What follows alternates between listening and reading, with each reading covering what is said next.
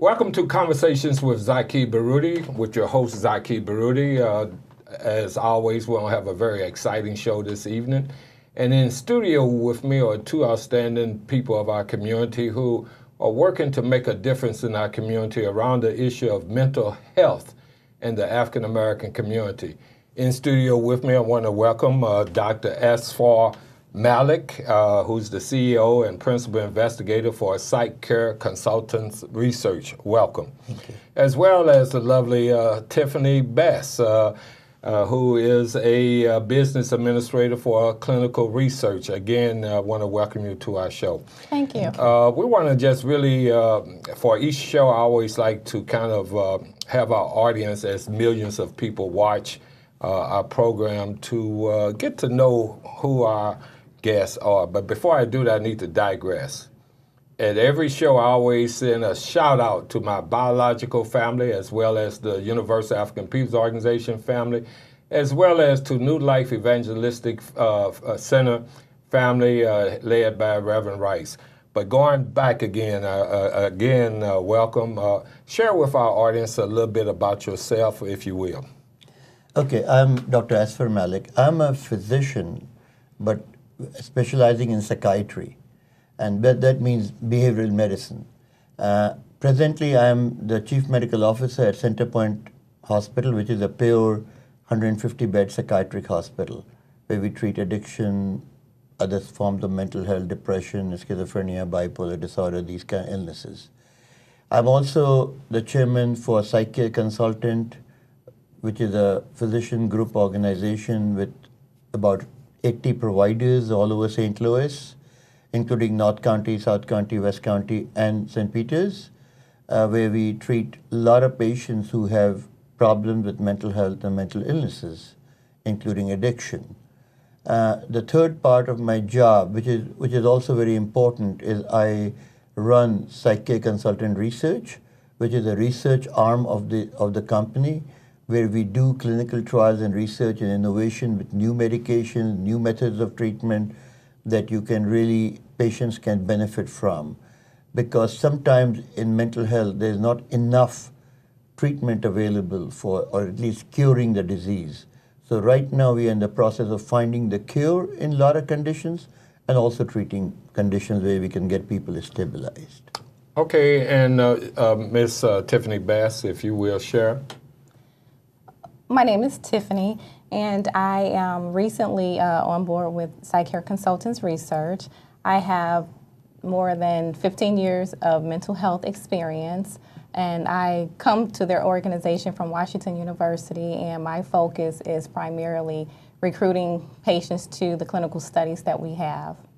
Okay, so with that said, you know, mental health in the Black community, I think is a really appropriate subject here in this year 2017.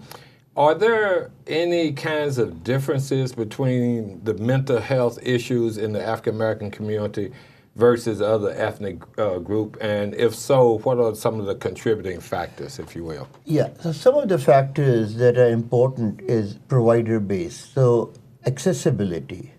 Accessibility of mental health providers in the Afro-American community or certain areas is not as well established as it is in other areas. The blame rides on the providers and to some extent the system itself. The second issue is recognition of the disease itself. Sometimes recognition of the illness, as we all get more educated, we learn more about mental illnesses and understand it's a biological condition, no different than having diabetes or having a heart problem. I think recognition and taking the taboo off is another issue, which I think the other communities have been able to do a better job. I think we need to work with Afro-American communities where they can recognize it.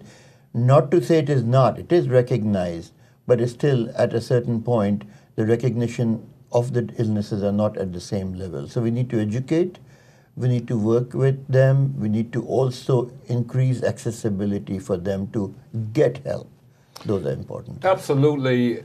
And, you know, just most recently, in the news was a police shooting in Seattle of a young African-American female who was previously diagnosed with mental health. And so within that context, I guess that reinforces what you just said as far as to really not look at that as something that we should not deal with, but as a community, we need to deal with that. Am my analysis correct on that? Yeah, to some extent, but I think we also have to, I agree, but we also have to educate the law enforcement, black or white or whoever it may be, but I think unfortunately it has been more Afro-Americans that have been subjected to it, because people with mental illness will react very differently to a situation. I think it's a recognition of mental illness, and also recognizing that paranoia, for example, could be high, and somebody could be paranoid and running away. That doesn't mean necessarily that they are the worst criminals of the world that you need to shoot. I think we need to bring more awareness to it, how you two can subdue, calm people down, talk to them, and things like those. So though mental health itself is of concerns where people, law enforcement needs to be educated and people need to be educated. Simultaneously, that's a big task we all need to undertake at this time. So within that context, Tiffany, how do you fit in within that context of dealing with mental health in the African American community? With going out, providing the education of different diagnoses that people have, because a lot of times people are diagnosed with psychiatric issues, but are their physicians really explaining to them, you know, what that diagnosis is? And if they don't understand that, they don't know. So they have to have someone from the community or their doctor's office to be able to explain, you know, what that diagnosis is, how they need to treat it, as well as, you know, what they need to do to maintain in order to function on a daily basis. Okay, on that note, we'll take a quick break and we'll be right back with the issue of mental health in the African American community.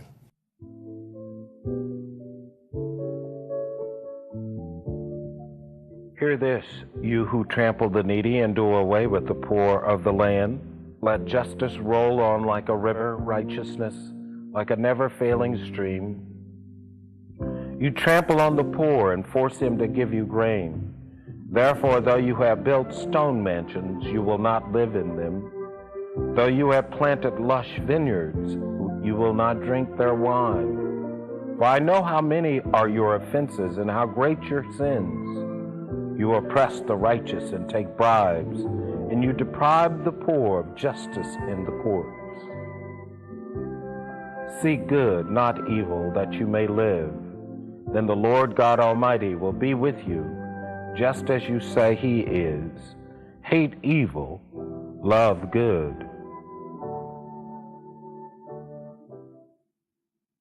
In front of the 1411 Locust Building, we have the statue of the homeless Jesus. Neighbors don't want the homeless around. They want to do everything they can to drive them out of downtown. And I saw this happen firsthand. I'm Larry Rice, director of the New Life Evangelistic Center, how the system can actually create chaos and then want to blame it on the work of God. We have all these homeless people that have come forth and testified the fact that the police actually encouraged them to go and sleep between the 14th and 15th block on Locust prior to the cease and desist order taking effect at the New Life Evangelistic Center.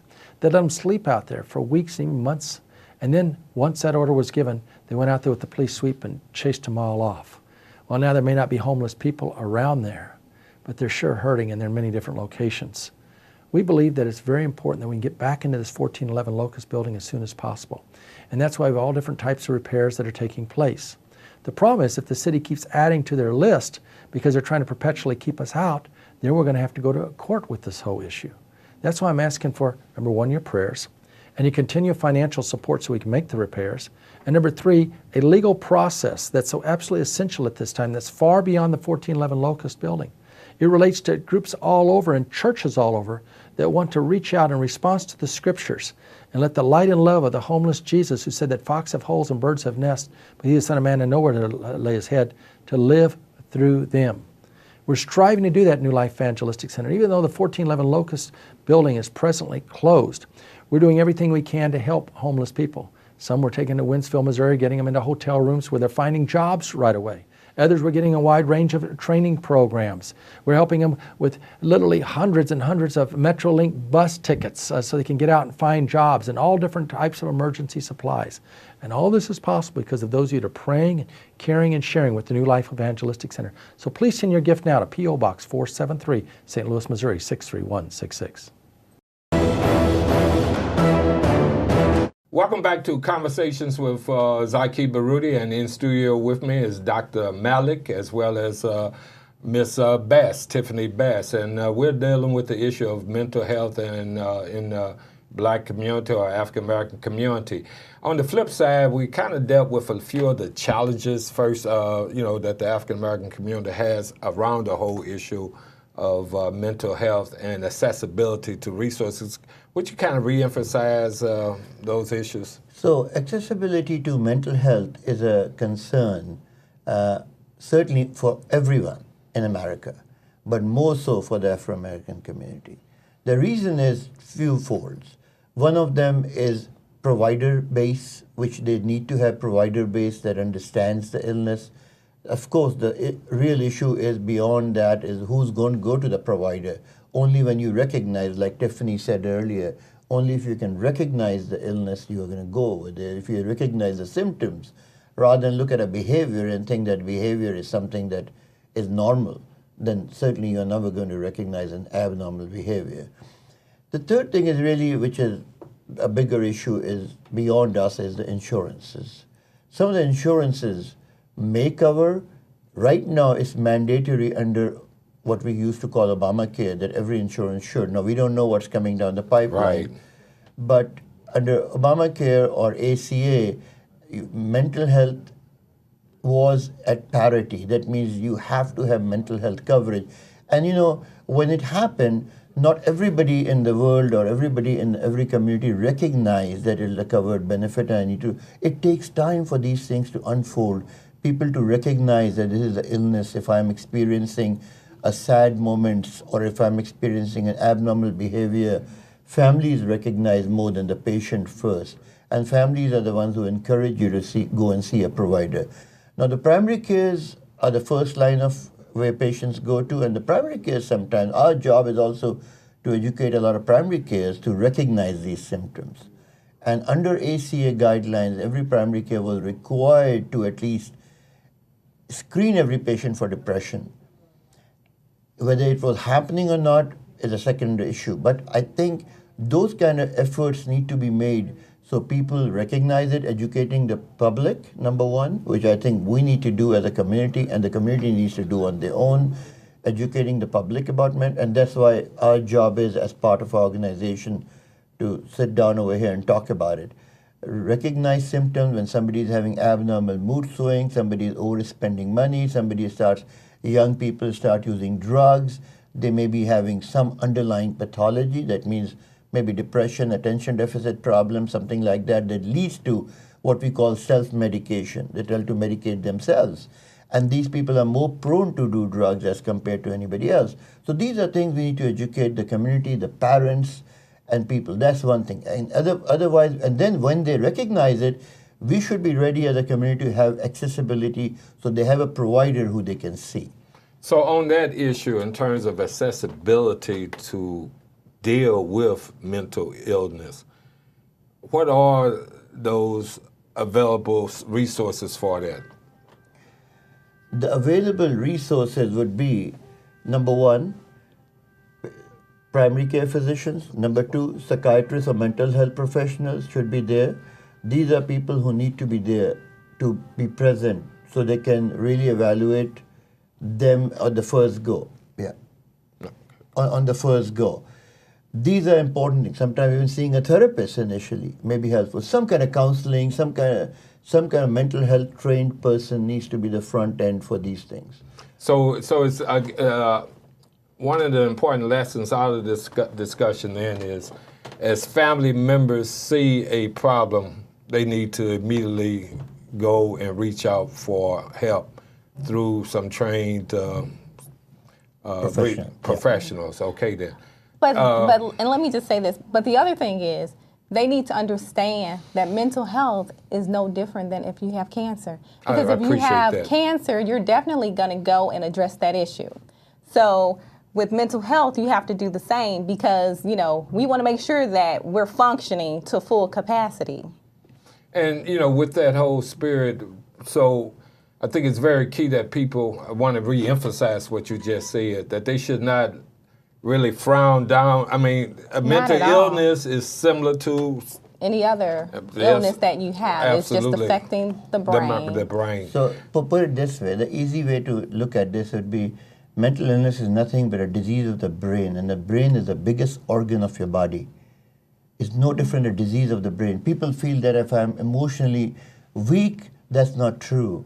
Nobody wants to be. It's not like a muscle that's weak or not weak. It's a disease, it's an illness that needs to be treated. Now, in terms of analyzing people with mental illness, I know there's a lot of clinical trials that take place.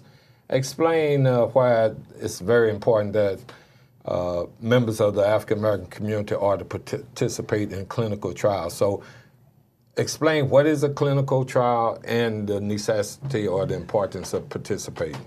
So there are many kind of clinical trials, right? There's a clinical trial where you are doing an evaluation or you're doing a screening, but there's a clinical trial where you are using medication to treat a condition. First of all, you have to recognize the condition. So what happens, why clinical trials are important, is we don't have enough medications or proper medications to treat every sort of disease. For example, addiction. In addiction, there are only 2 medications, or at best 3, I would say, which will help you with addictive processes. There are no research being done in looking at other drugs that can block your desire for a drug, for example, or a kind of drug. And different drugs have different effects, right? Wait a minute, I'm sorry to interrupt you, but we'll have to take a quick break. Okay. Let's hold that thought, and we'll look at that thought on the other side.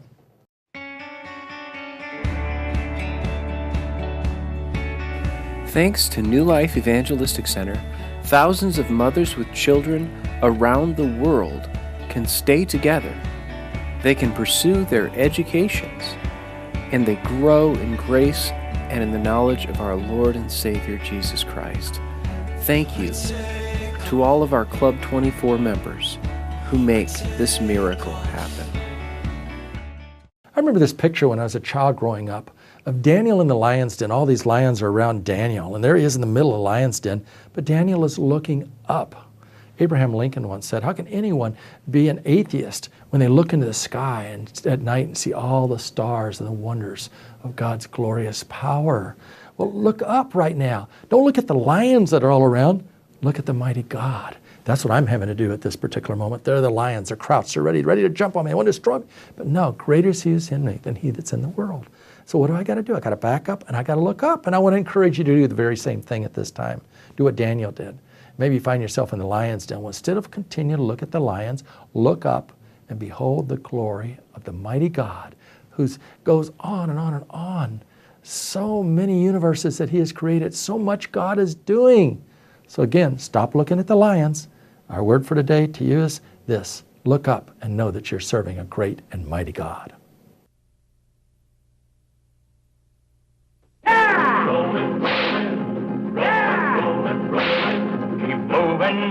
Moving. Oh, they're disapproving. Keep them doggies moving. Lord. Don't try to understand them. Just rope and throw and brand. And so a friend and I slept in an abandoned house. And we got arrested. Move 'em on, hit 'em up, hit 'em up. Move 'em on, hit 'em up. Raw high. Let 'em out, ride 'em in, let 'em in, let 'em out, cut 'em out. Ride 'em in, raw high.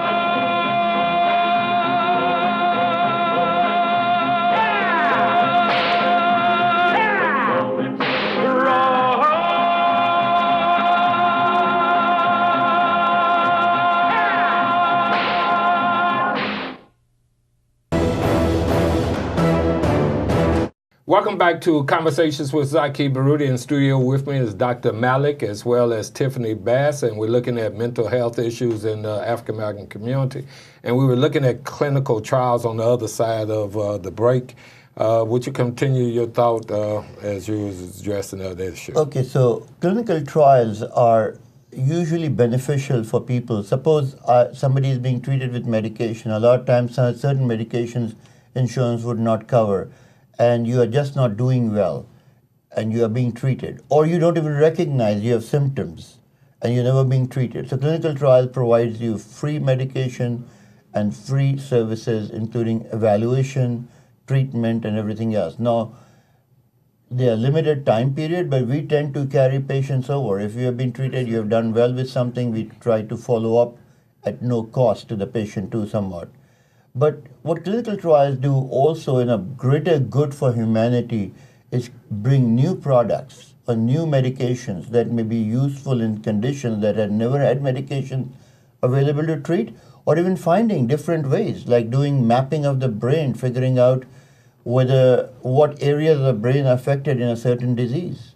So these are kind of benefits of clinical trials. Sometimes it benefits the patient individually, but it also benefits the community as such. Because tomorrow, if we didn't have clinical trials, we wouldn't be able to treat any disease.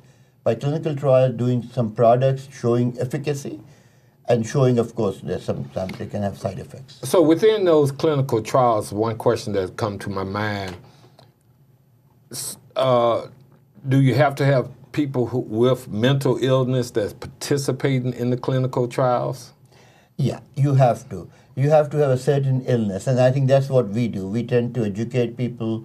Suppose we are doing a trial on schizophrenia, or we are doing a trial on bipolar disorder or depression. We'll educate what these symptoms are. So you will see a lot of people who have never had treatment, and there may be first time they've recognized that I'm living with these symptoms. Some of the time, patients who are being treated, but they are not treated appropriately because either they cannot see the provider because of cost issues, or they cannot get the medication because of cost issues. So we overcome those things by providing free medication, free evaluation, and cost is not. In fact, if anything, we tend to pay people for coming for clinical trials because they have to transport themselves, they go to a place, spend time, so we tend to reimburse them for their efforts and time too as well, and transport. Just want to re-emphasize, audience, you hear that? Those of you who within your family may have problems with financing for medication, what have you, these clinical trials are free. Anybody who's interested, who's out there in the audience and would like to participate, how would they get in contact with you? Well, I think I'll leave that question to Tiffany because she's the one who is at the end where she will talk to patients and bring them in and talk about what benefit it would be for them. And as you get ready to address that, so there has been a reluctance from the African American community in terms of participating in those clinical trials?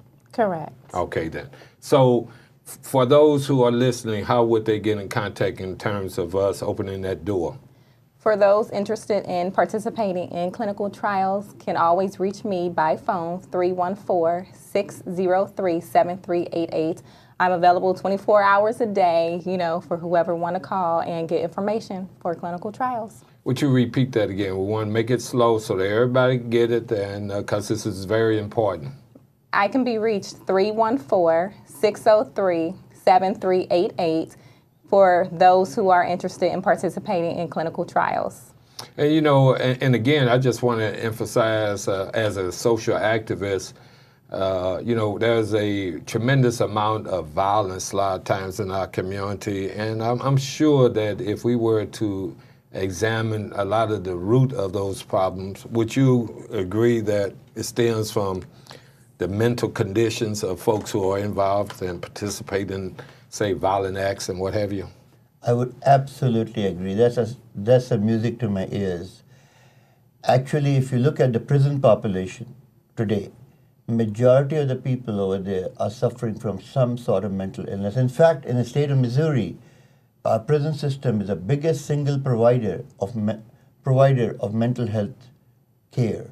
We don't get the proper care most of the time, but majority of the patients who are there have had emotional, mental problems. And on top of that, there's data nationally which shows Shows that the number of people with mental illness when they are doing drugs and alcohol are more optimal to be admitted to prison. Okay, again, we're going to have to take a quick break, and we'll be right back. Do you realize that the biggest slumlord in the city of St. Louis is the city of St. Louis? I'm Larry Rice, and I'm actually appalled over this. At a time that I'm seeing growing numbers of people ending up homeless, I'm seeing the St. Louis LRA, known as the Land Realization Authority, land banking more and more properties for the rich and the powerful. And I say for the rich and the powerful because if you try to get LRA property, what they're going to do is, first of all, they're going to go do major credit checks. They're going to want to not only see that you got the credit and availability to do it, they want to see the money in hand, and they want to see you finishing the project in 18 months. That all sounds well and good. But the problem is that LRA now has land banked over 12,000 properties, 3,000 vacant houses, actually destroying North St. Louis with vacant house after vacant house, and 9,000 vacant lots, costing just the St. Louis Forestry Department $5,200,000 a year just to mow all those lots twice, more than they spend on Tower Grove Park, Klondike Park, Forest Park, the Forestry Division. So what are we going to do about this? Well, we have rallies every couple of weeks. I want you to call me and I'll tell you about the next one. I gather with about 150 homeless people and we're addressing this issue. You can call me at 314-421-3020. You can write me at P.O. Box 473, St. Louis, Missouri. That's 63166 if you're experiencing similar problem. And as we rally, we're also sending a straight message to LRA and St. Louis City Hall that if you don't drop these heavy restrictions, you don't start engaging in homesteading programs that the poor and the needy and the homeless and the elderly can actually get into, we're going to be going during the next session to the state government and trying to do away with LRA if it just continues to land bank more and more property, refusing to allow a homesteading program to take place. We can get in and fix up these homes and actually get people in them and get them back on the tax rolls like they're supposed to. So I'm pretty upset about this. And I ask you to get involved also because it affects the lives of all of us. So again, you want more information, call us at 421-3020 or write me at P.O. Box 473, St. Louis, Missouri at 63166. Welcome back to Conversations with Zaki Baruti, and we're getting ready to close out this segment of our show. I'm in studio with Dr. Malik and as well as Tiffany Bess, and we have been discussing mental health in the African American community. Any final comments that you'd like to share, starting with you, Tiffany, around that whole issue of mental health in the African American community? The issues surrounding mental health are serious, and people need to recognize when they have issues or those around them. And it's okay to acknowledge and get the treatment that you need. So again, if you're interested in clinical trials, I can be reached at 314-603-7388 at PsyCare Consultants Research. Okay, and Dr. Malik, we have about 2 minutes left. I would suggest that get a chance, read about mental illnesses, mental health, whenever you can. Understand it. And certainly we are always open. Tiffany, call us up. Even if you don't want to get in a trial, call us up. We'll be happy to educate you. We'll be happy to bring you in, talk to you, do whatever we can. We are available. If anything, you can always call PsyCare Consultant if you need to see a provider, or you can call Centerpoint Hospital. We'll do free assessment and evaluations for you as well.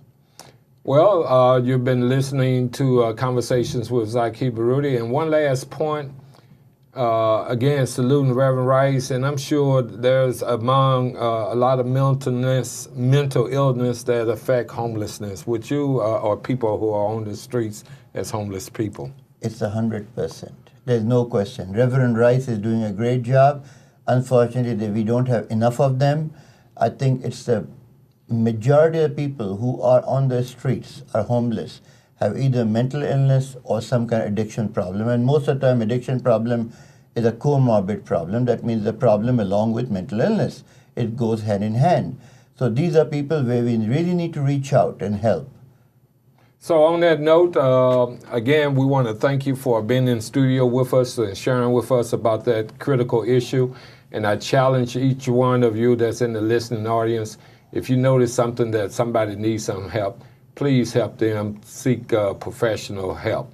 On that note, again, want to thank everyone for a tune in. Make sure you let your family know that Conversations with Zaki Baruti comes on every Saturday at 11 p.m. God bless.